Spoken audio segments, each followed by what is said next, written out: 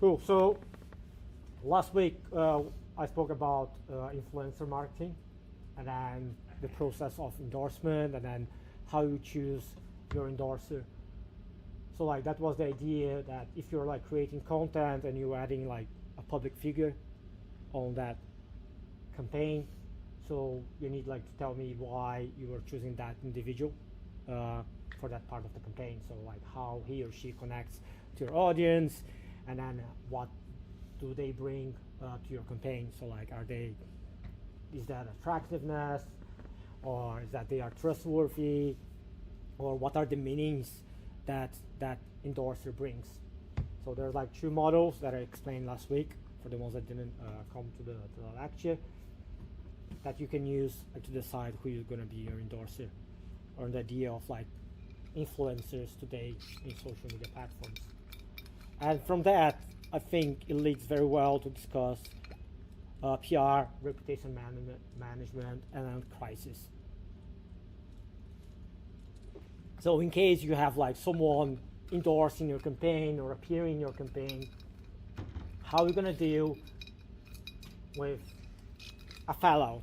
So what happens if that individual gets into a scandal? So what are like the ways that you can like respond to that, and how you plan for this?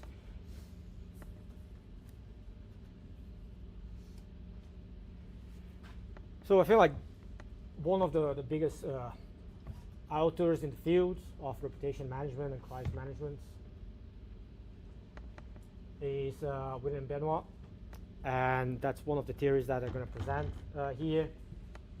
And I feel like the point that he makes, but like all the other mates as well, like Timothy Combs, something like this, is that it's not if a scandal gonna hit, is like more about like when. So if you're gonna hit, there will be scandals. So you need to be prepared for that. So always be prepared for how you're gonna respond to scandals involving like individuals, or like even involving the organization itself. So like we can get Yorkshire Cricket as an example. So it wasn't much the fallout about individuals. Of course it was individuals' faults, but it was a lot down to the organization. So like how the organization responded to everything. So like how it responded first to the independent report, but like how they responded after the report was released. So there are some strategies that you can put in place. So it seems that they were not ready for that fallout, because the biggest thing that hit them was the afterwards. So how they dealt with the report, and then kind of like dismissed the report, kind of like in a denial position, that led for them like to lose all of their sponsors. So it wasn't particular the scandal itself, but like was the response to the scandal. So one of the biggest points that they make, and I'm going to make later in the lecture,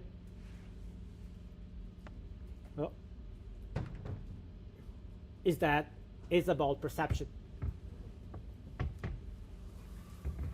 So it's how people perceive the scandal, and how they perceive your response to the scandal. So it's not that much about the scandal itself, it's the perception, and how you can change perception in your crisis management approach. So I wasn't expecting like that many people here in the lecture, to be fair. Three things that I want to talk. First, like a brief overview of what crisis management entails. So go back to Benoit and Combs as well. Then the theory of like image repair. So if crisis hit, and then you're gonna hit, so how are you gonna repair your image? So it's about reputation and management. Then you have like a different ways to answer to that crisis, to that scandal. And it might be different for different types of scandals. And then kind of like leads more towards the end of the lecture when I talk more specifically about crisis in sport. So depending on the type of crisis, so pick let's say Lance Armstrong, which was, instances. Are they ready for those things? What they have learned from that case of the racism and institutional racism allegations.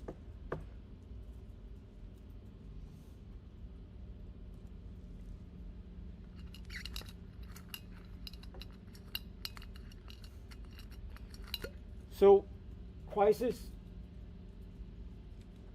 they tend to have like life cycles. They are like very identified cycles through your crisis. And then you have like different operations, I'll put like this, in each period of the crisis, of the life cycle of a crisis. So on the pre-crisis period, and then we can feel like pre-crisis, crisis, and post-crisis, on that life cycle. On the pre-crisis, we look for the detection of signs of potential crisis. And one thing that I just mentioned before, maybe you're like looking at the market.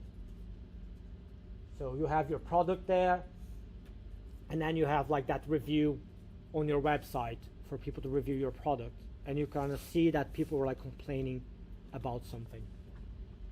So those are like signs that probably you're going to have a crisis or a potential crisis to your businesses, to your image, or to the endorser, or so on and so forth.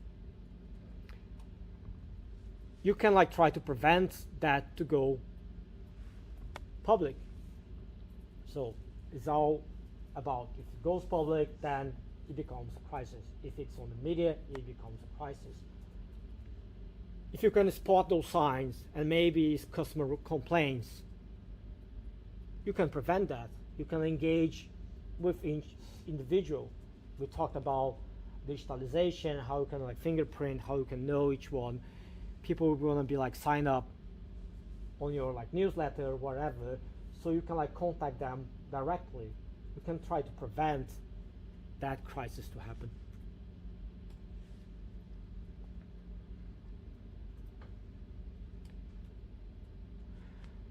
Crisis preparation, so how you prepare your team when that crisis hits.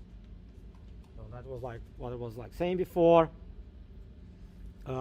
You need to have the strategy already in place. You have like all the role playing, and then scenarios that you play. What are the best answers? What are the best replies in case something in that sort happen?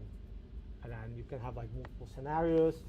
If it's like relevant to the sport, if you're like looking at the sport, or like is it relevant to sport? It's like something that's extra field of play. That's maybe like something to the personal level of that athlete that you have in your campaign, or that influencer that you have in your campaign, or like if you're managing an athlete's image. So in the crisis stage, or the crisis life cycle, there are two sub-stages. The recognition that the crisis actually exists now. It became public, so we recognize that it's a crisis. And from that, you try to contain the crisis. Normally, that is what we commonly see, is what organizations do, is what athletes do, or like brands, sports clubs, so on and so forth. But we normally see the containment stage, because that's when they put the communication out. That's where they use the different image repair strategies. And that's normally what, like, if you read like research on those topics, crisis management, image repair, is what you're going to see written about or evaluated, because that's more the outside facing, how to say in English, forward facing, like outside the company. The rest is like done inside. So your preparation is done inside, and then the post-crisis is done inside as well. Like, what are the lessons learned? Like, this is like very public-facing moment of the crisis.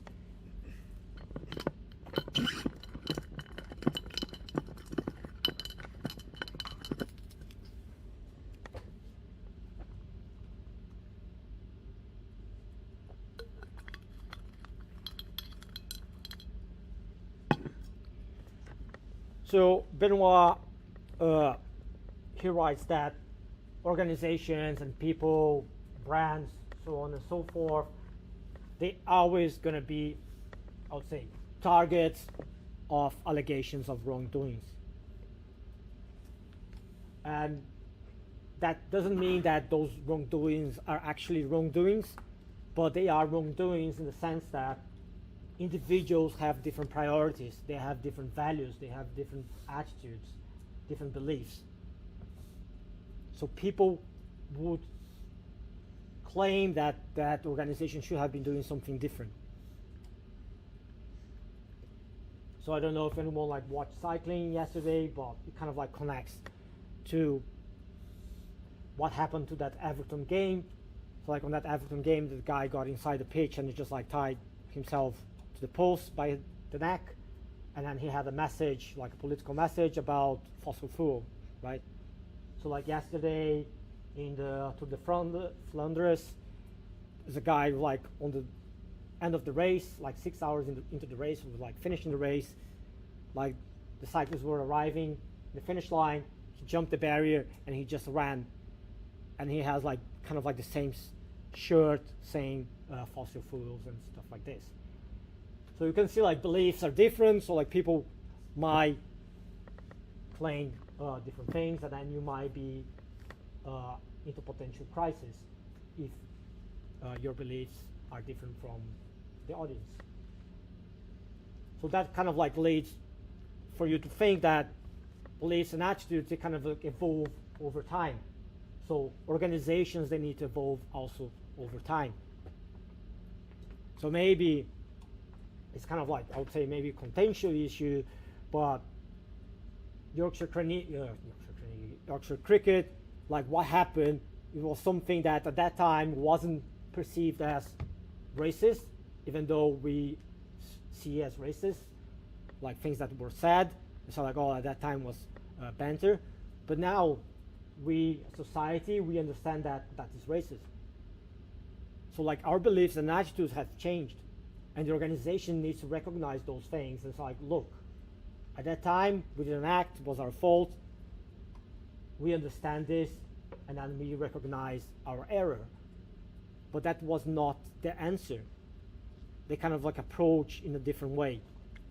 So it's kind of like you need to be attuned to those beliefs and values. And that kind of like goes back to the lecture a little bit on those pre-crisis moments, that you need to be listening to your audience, listening to your public. So what do you understand as good and bad? Those attacks, and then Benoit, he calls like persuasive attacks. It's not that they are attacks in the sense that they want to target you, they want like to create like problems to you, but they become like attacks because they change the perception of your image between like the whole audience.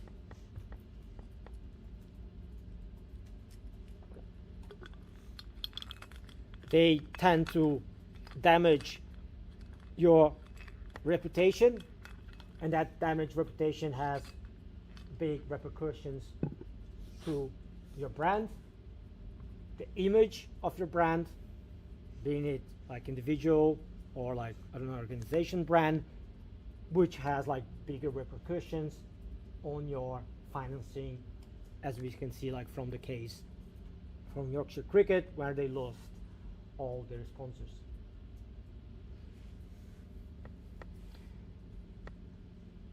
So it's important like to acknowledge the crisis, but also how we're going to reply to those crisis moments.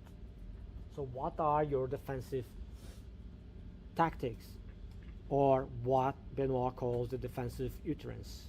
So like, what are the communication you're going to put out to change that perception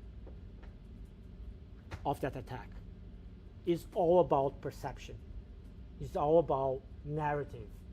So how are you going to change the narrative around that scandal?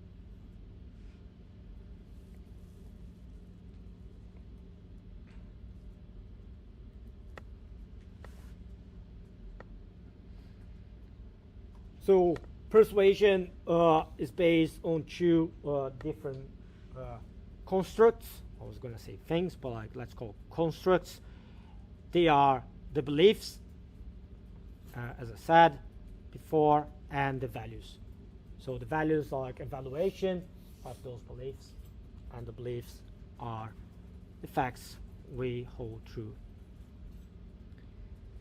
So the defensive utterance, they can focus on both beliefs and values. So you can use like either one or the other or both to change that attitudes.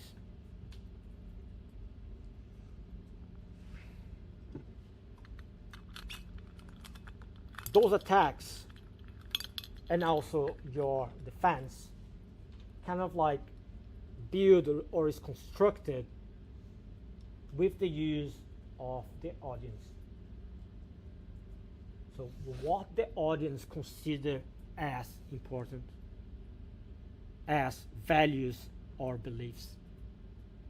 It's going to be an important persuasive attack if that attack or that scandal taps into beliefs and values that are valued for by a large group of people.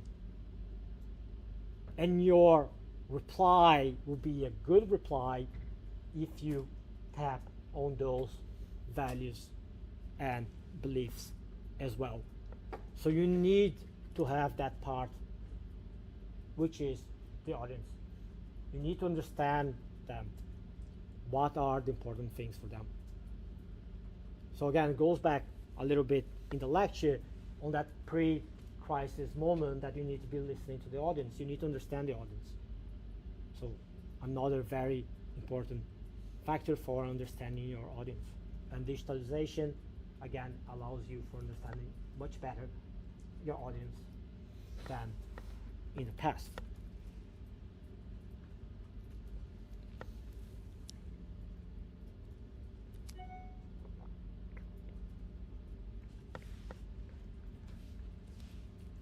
So normally those persuasive attacks, they have two common features. Is that one is the blame and two is the degree of offensiveness. So one is kind of like try to blame you as you were responsible. So again, that example from Lance Armstrong, what he's trying to do is to shift the blame. He's saying that, look, I haven't invented doping in cycling. I'm just part of this big culture of doping that ever existed in cycling since cycling is cycling for over 100 years. So what he's trying to do is shifting the blame. It's not my fault. Also, you can like reduce the offensiveness of your act. Like, oh, I tested millions of times. It just happened once. You know, I'm a good guy. So it was like just, I'm a fallible individual. You know, I had to do this now. I'm really sorry for this. So you try to reduce the offensiveness of what you have committed. So those are two ways of kind of like replying to those crisis moments, and then trying to repair your image and change the narrative, change the perception that the audience holds about you. So there are 6 ways of improving the attitudes or the perception towards you when crisis hit. So you can like strengthen a belief that's associated with a positive attitude. So you have already a positive attitude towards you, and then you strengthen that belief. So you can see that this is just a combination. You have like all those different, not scenarios, but like different combinations. So you can strengthen a positive one, you can reduce a negative one, unfavorable one, and so on and so forth. But also, you can, and then for me, like number 5 and number 6 are quite interesting because you can try to create a new favorable attitude. So rather than focus on something that was already there, you kind of like focus on something new. You create a new kind of image towards your brand or towards your individual athlete, and so on and so forth. Or remind the audience of a forgotten favorable attitude. So maybe you have an athlete who's like mega successful, and now you see him or her like really there on the top, but you can like talk like, look, I started from the bottom, and then I need to continue winning. I need to provide food for the kids and so on and so forth. So you kind of like tap on those like forgotten attitudes that people maybe had about that athlete when he or she started his or her career. So there are like different ways that you can like answer to that case. So Benoit provides 5 general strategies in terms of image repair when the crisis already was on the way. And out of those 5 general strategies, there are 3 of them that have different tactics that you can use to repair your image. So you have like the big one, which is like denial. And for me, the denial is kind of like the first line of defense. You can see that lots of athletes deny in the first instance. If you go and watch the documentary, the Armstrong Lie, he'll go and say that he's been tested millions of times, never got caught, I'm not a doper. So he denies doping during his entire career, and of course he has like to admit like later on when he got found doped. But like denial is the first line of defense, it seems so. Like, go and deny.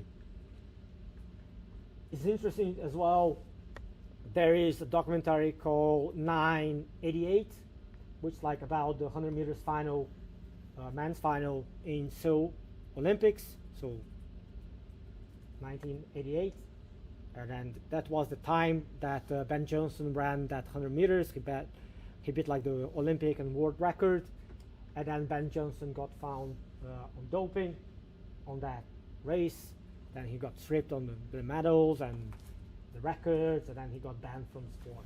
And then it's kind of like follow that race. And they kind of like interview lots of people on that documentary. And out of that, I think like 8 athletes that raced that 100 meters. Out of 10, 9 got found dope during their careers. There's just one that never got caught on dope allegations, which is Carl Lewis. And Carl Lewis is kind of like seen as the one that always competed clean. But if you watch a documentary, for me, like if you watch one and the other, I'm not like saying that Carl Lewis was doping, but like they interview Carl Lewis' coach, and his coach says that, look, he tested thousands and thousands of times during his entire career. He always come negative. So he never doped. And then you watch the Armstrong Lie, that's the same line that Armstrong says, well, I got tested thousands and thousands of times. I'm not a doper. So like for me, that was like the same kind of strategy. You just deny, and then you have a proof to deny that you never got caught. Later on in the lecture, I talk more specific on Armstrong. But kind of like Armstrong used like that Oprah interview, kind of like to emphasize this. Look, yeah, I did dope like during the entire career, but I never been tested positive. I just got caught once. Yeah, I admitted to be doping the entire career, but I just got caught once. So it was just, I'm a fallible individual. So the other times, he tested negative. So if he tested 1,000 times and all negative, was he doping or not? It was negative. So he could have like get out of cycling, never competed again, and never be caught back doping because he got caught on his 8th tour when he returned to race. He didn't need to return to race. So for me, it was like kind of like a very interesting parallel from those two documentaries, completely different sports, but like that kind of line being used, like, okay, being tested millions of times, always negative. It's kind of like the denial. Or you can like shift the blame. So it's not your fault. You see like that answer to doping as well. Lots of people saying that, well, I used that, protein shake, whatever, and I got doped. Like, never happened before. It was all my fault. Like, I always drink this. That's the fault of the pharmaceutical company that gave me, and it was like with like some traces of something that shouldn't be there. Or people like shift the blame and say like, look, I never asked the team doctors what was on that pills they gave me. I just took. But that's not. Do you think that's what Bayern Munich will do with the 12 players on the pitch? Sorry? Do you know Bayern Munich, they were playing with 12 players apparently after the season? What was the case? Well, I think they can be banned or something, is that it? You don't know as well? No, yeah, apparently they've been playing with 12 players on the pitch after the season, so I think the football, not FA obviously, Okay. they've been, I don't know, either banned or put to them. And they were like, yeah, you can like shift the blame and say like, look, it's not my fault. You guys didn't count. I mean, Yeah, it didn't count. It was like the rest fault. It's not my fault. So kind of like you shift the blame. Yeah. You deny, like, oh no, it wasn't like on purpose. Like we never realized. So that's like the simple, I would say the simple strategy is like the denial, and maybe that's like the first line of defense. So other ones that you have like evade responsibility. So kind of like the shift the blame and accident, they kind of like go very, I would say hand to hand as well. You kind of say like, oh, it was an accident, I just took the wrong pill. I think there was a case of like an athlete saying that he took his wife's pills for something by mistake, and that was like with something, and that's why he got caught on doping. So kind of like, oh, it was an accident, sorry. Or you had like good intentions, but like those good intentions kind of like led to negative outcomes. You have the provocation, the feasibility as well. The third big one is the reduced offensiveness. So sometimes you try to bolster your own image. So let's say Yorkshire Carnegie goes and say, well, look, over 100 years, we never had like any racist incidents. We're always being like very approachable, like open to everyone. And that's like just one in a lifetime occurrence. We are not a racist institution. So you're kind of like bolstering something that you did. Or Lance Armstrong going and saying like, well, look, I created the Live Strong. If it wasn't for me, that millions and millions of people wouldn't have like that chance to cure cancer, whatever, or like get the attention they had, like the raised millions of money that I raised through like that foundation that I created. And I can only create that foundation because I was successful in cycling. I had media attention. So you kind of like bolster your image. You have minimization, so you have like minimize what just happened. Well, it wasn't like that big thing. Differentiation, so you try to differentiate what you did to what others in kind of like similar situation did. So you kind of like try to show that you're not that offensive, but you did because others were like more offensive what they tried to do. So maybe you did for a good cause and they did like for money. You kind of like differentiate yourself from others, and it's like, oh yeah, it's a good cause. You haven't done for like personal profit, so that's fine. So I have like a better image about you. You have attacked the accuser. Lance Armstrong was great on attacking the accuser. So he attacked all his accusers during like his entire cycling career. And then the Armstrong lie is again a great documentary to see. There's one part which he kind of like personally attack like a journalist in an interview.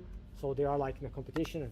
I can't remember which was, maybe beginning of the Tour de France or something. And then there's journalists there. He won't like to ask like for a question, and Lance Armstrong say like, well, I'm not getting. And then it was like before he got caught on doping. He's like, no, I'm never going to answer any questions to you because you said that the cancer was on how do you say in English? Reminiscence, something like this. Remission. Yeah. And then the cancer is back, and then the cancer being Lance Armstrong, because this guy always accused Lance Armstrong of being a doper. And then of course you have the story of Lance Armstrong having cancer before and beating cancer, and he was like, oh, you don't deserve like my attention, I'm never going to talk to you, blah blah blah blah blah blah blah. So he always attacked the accuser. He attacked USADA as well, like kind of like the US doping agency, saying that they were like trying to witch hunt him. So we always like try to attack the accuser. Or like, not that you always try, but like you can like attack the accuser. And the last two ones, maybe is the one that people should do more. It's kind of like apologize for what happened, so like mortification, and say that you're gonna learn from what happened. But then you need to accept the responsibility. So for me, it looks like kind of like in stages. People try to deny it first, and then when they cannot deny anymore, they kind of like accept what they did, and then it's like, okay, sorry. And you can see like from Yorkshire cricket, those kind of like stages, like planning out during like those like what 6 months that they were on the media from September to December last year. And then the corrective action, so like Yorkshire cricket like parted with all people that were involved there, but also the brands, like brands that were involved with Yorkshire cricket, they departed from Yorkshire cricket. So they're like, okay, I don't want this spilling towards my brand. I'm not involved with like racist institutions. So those are the main strategies in image repair that you can apply in sport or in anything to be fair. So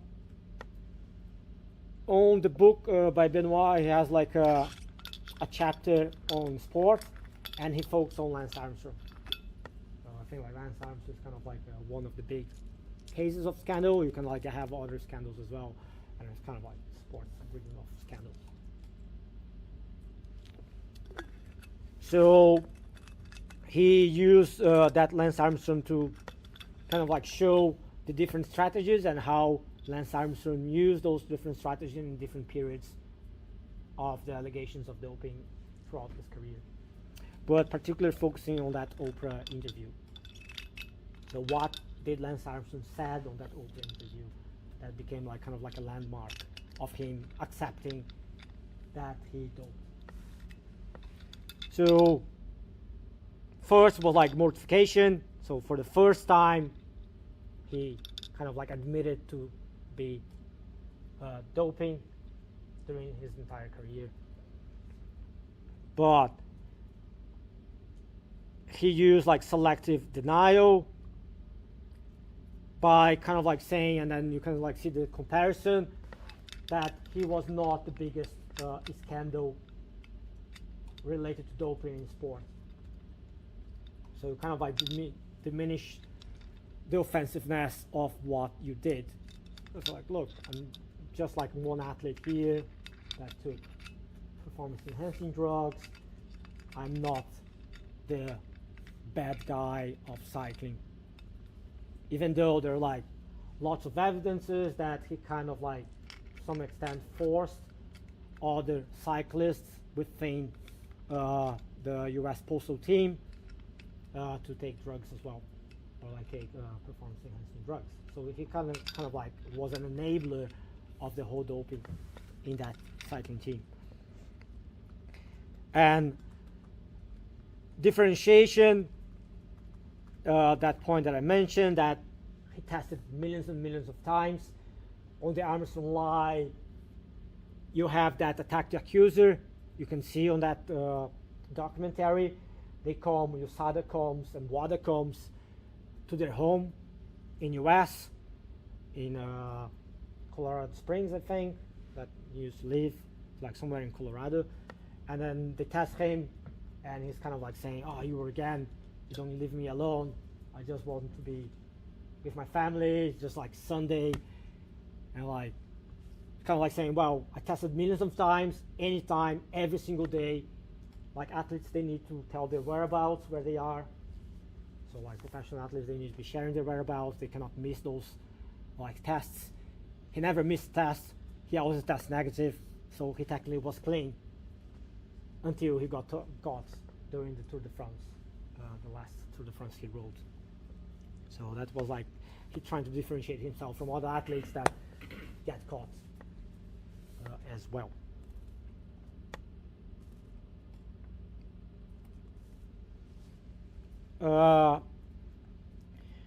These are the research. They look at what Lance Armstrong actually shared on Twitter during that whole period. So was it like similar strategy that he operated on, let's say in the traditional media channel, TV, on the Oprah interview, or on his Twitter, like where he could like frame the narrative in the way he wanted? So in the pre-USADA, the USADA investigation by the doping agents in US, he used attacking the accuser. USADA was like witch hunting him, focusing just on him, not looking at other athletes. Why just him? Why just him? And so on and so forth. He talked about his personal life, like as a family man, like creating the Livestrong Foundation, all his exploit as an athlete, so like bolstering tactics, and trying to shift attention to other topics, so like what the authors call like stonewalling. So it's a different one that Benoit didn't have on his list of ways. So like you kind of like try to shift the attention and create a new agenda. People are not interested anymore on that investigation by USADA. They want to focus on something else. That's like not news anymore. Then after the USADA investigation, he continued to attack the accuser. It was a vendetta.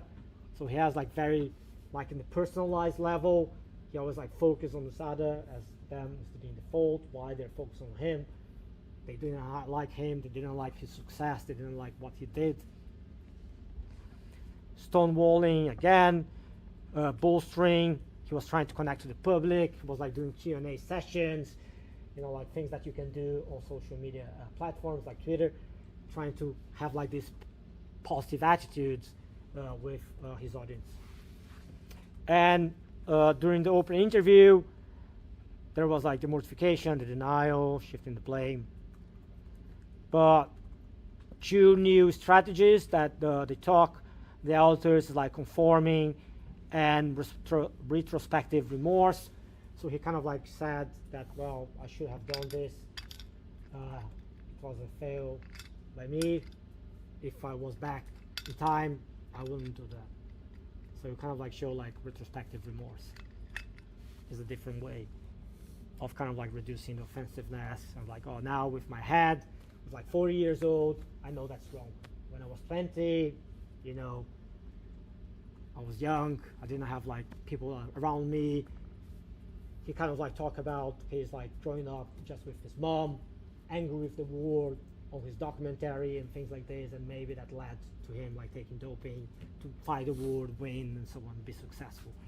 So kind of show retrospective remorse. And I think that's the last thing here is like just Facebook. And then you had like the other scandal with that team doctor, like gymnastic team doctor at Michigan State University, but also in the team USA, so Larry Nassar. And what did Michigan State share on Facebook during the time? And you can think like, well, he's just like employed. He's one employee at Michigan State. Michigan State might have other things to talk about during that period in time. But what kind of post did Michigan State put during the trial of Larry Nassar, and how people react to those posts? And what they saw is that some of the posts, they were like bolstering posts, kind of like saying, wow, Michigan State is one of the best universities in the country.